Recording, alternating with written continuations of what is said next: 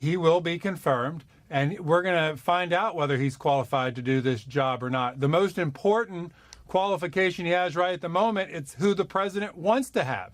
And every president deserves to have the men and women surrounding him in the cabinet that can execute the president's agenda. From his interactions dealing with Ronny Jackson, he believes his background in being a doctor is what the VA needs. As we said at the top of the hour, Ronny Jackson has had to put teams together before. He hasn't done every surgery. He hasn't operated medical facilities in the government by doing it alone. He's had to build teams. It's all the same skill sets he's going to need to run the VA. Time will tell whether this was a good pick or not. The most important thing, it's who the president wants, and the president deserves to have his team. But let me ask you, David, and I'm going to put you on the spot here. Would you pick him?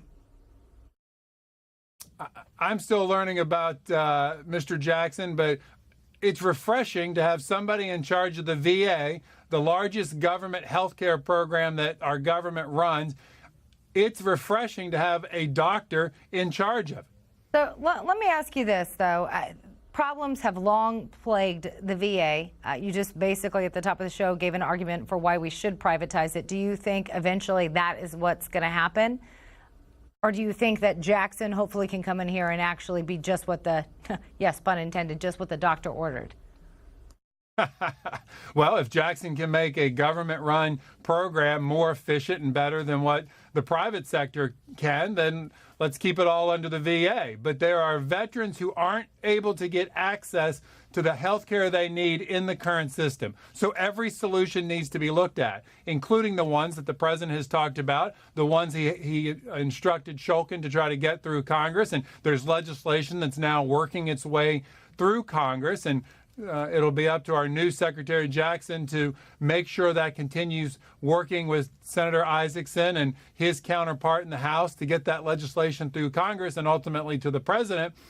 But the reason Americans elected President Trump was because he committed to coming to do things differently and ultimately getting results. And if you look at right now, the economy is going strong. Our military is getting the funding it needs.